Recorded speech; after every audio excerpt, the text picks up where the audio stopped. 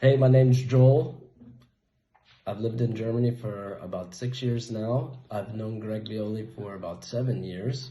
My wife, Katerina, and I, we would just like to share what it's like to be freed from misogyny.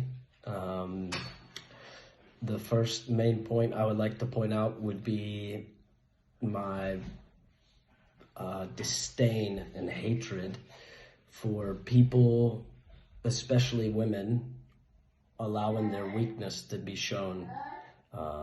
For example, not being able to do something that's very simple, or be able to keep up with somebody else doing something, or having to work with women. This was also a very big problem for me, which it doesn't make sense, because when you're married, you have to work with your wife.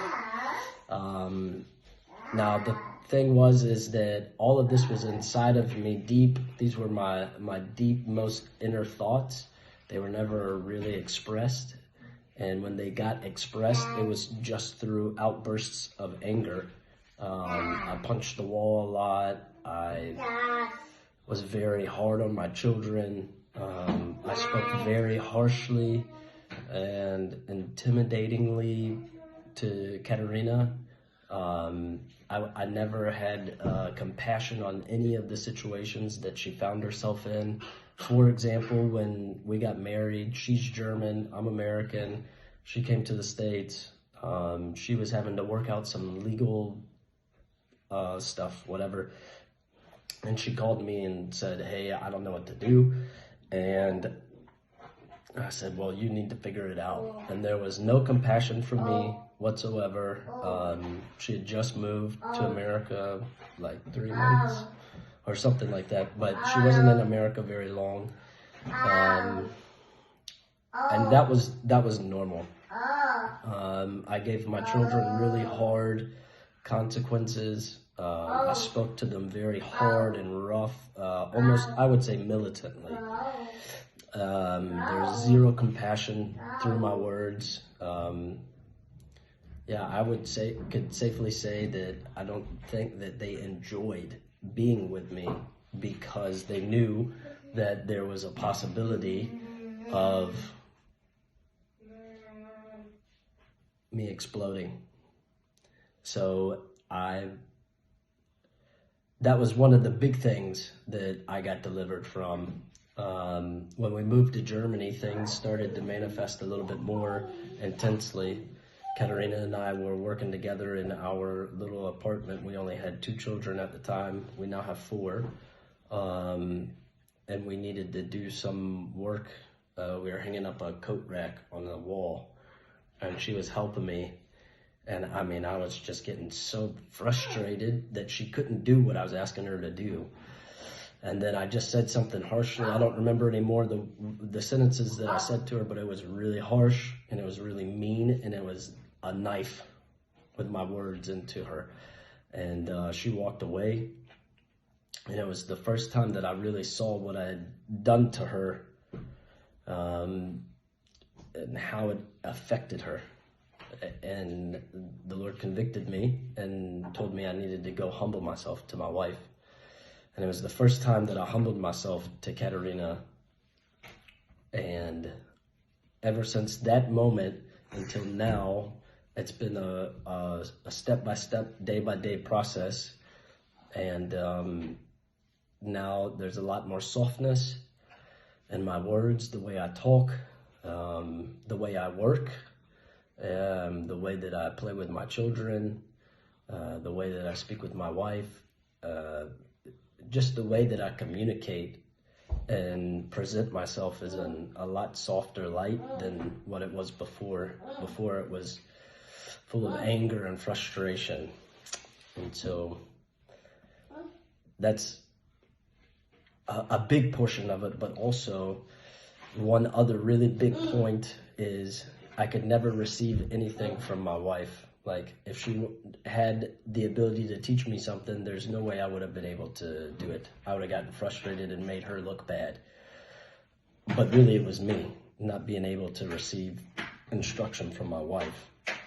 Or, for example, now when I do something that's not okay and she says it and gives me a little correction or a big correction even, it just doesn't matter.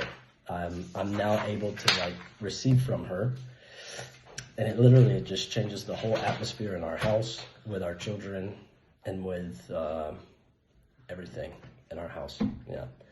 So those are a few big points of being set free from misogyny. The one thing I want to say is most of this stuff is deep inside of me, and they're the ways that I think whenever I just see women before misogyny was full of anger and hatred and frustration, and why can't you do this? Why can't you be faster? A lot of things like that. And it was just something that was really deep inside of me. So, yeah. Yeah, I would just like to add, as a wife, I would just never feel covered. I would never feel safe, especially being out in public. There were many situations where Joe would get upset over, it could be the smallest thing. It would frustrate him so intensely, which I have to add that like our temperaments are completely opposite. So Joel's very outward choleric. I'm like more the calm, phlegmatic type. And so he would like let it all out. Most of the time it was nothing, but it would embarrass me in public, and he just really wouldn't care. Sometimes he would just take off and leave me alone with the kids, and I had to figure out what to do. And especially with my temperament, it would often leave me with like just deep hopelessness and fear and anger that would just grow on the inside of me. And I just want to add this as a wife. When you hear misogyny and you know it's like the hatred of women, you think about the men and you think, okay, it's the problem of the men. But what I have learned, and I think this is one of the big keys, this has helped Joel to get completely free, is that the wife plays a role too. And mostly what I had to do is I had to deal with many, many judgments. I had to deal with many negative thoughts. I had to deal with my feelings and everything that would happen to me whenever his misogyny would manifest. So in the beginning, when all this like hardness would come at me, I would like go into fear. I would not say anything. There was one time we were driving a car and I was actually driving, which was a miracle because the misogyny would almost never let me drive because I was not fast enough. I was too slow, more of a like hesitant driver. And so Joel couldn't handle that. So us driving in the car, I would be always full of fear, which makes it worse when you're on the road. So then you would make mistakes, but also it was like you couldn't think straight anymore. It was like your thoughts were just spiraling. You were going crazy and you couldn't like hold it together. So this is one of the ways it would like show with me. And I know there was one time I finally, I wasn't driving the way he wanted me to. And so then I said, okay, that's it. I'm not driving anymore. And just this little comment made him so upset that he would give me the silent treatment. So then he wouldn't talk to me for like 2-3 days. And I know when I would do that, then more fear would go into me, and I would like vow to myself, I'm never going to say anything again. I'm not going to open my mouth again. And those were all things that I had to break with, and I had to deal with what was happening on the inside of me. And I know once I released him from all those things he had done to me, and I broke with all my judgments, and I decided to not go into fear anymore. I think this is what released him really to get free from misogyny. And I think this is one of the big keys that women have to hear and know. And I think there's so many things we could say, but mostly what I want to share is what it's like today to be Joel's wife and to be with a man that's free of misogyny. And it's sometimes hard to like look back because you're starting to forget what it was like not to have a covering. You're starting to forget what it was like to deal with frustration all day long, not knowing what's the problem. Nothing happened. Why are you so frustrated?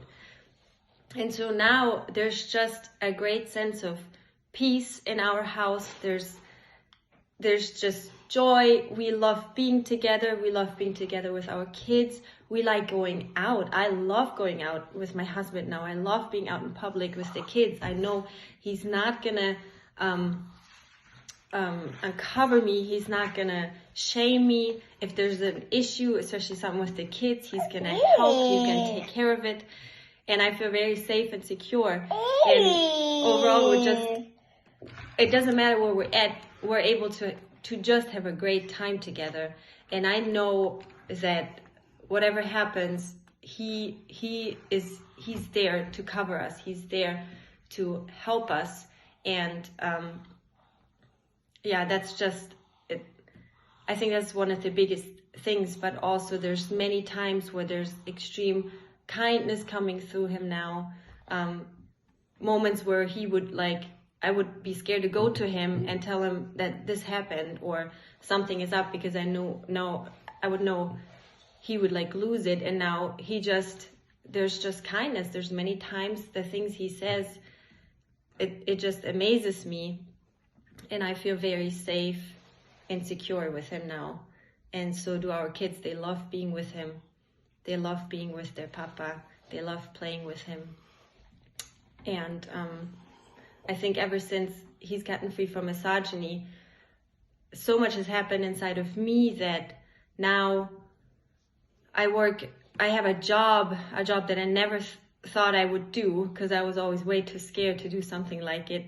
Because now I'm with people. I work at a restaurant and I have to serve people, and I would have never thought I could do that. And then at the same time, I'm running my own business. And so ever since then, there's so much giftings and things that have come forth in me. And I know it's because Joe got free of misogyny. And before that, I was just home. I would never do anything, because I felt like I'm just a mom. I'm just home. I'm taking care of my kids, and that's it. That's my calling. But all these things, they were just hidden and suppressed under all the misogyny.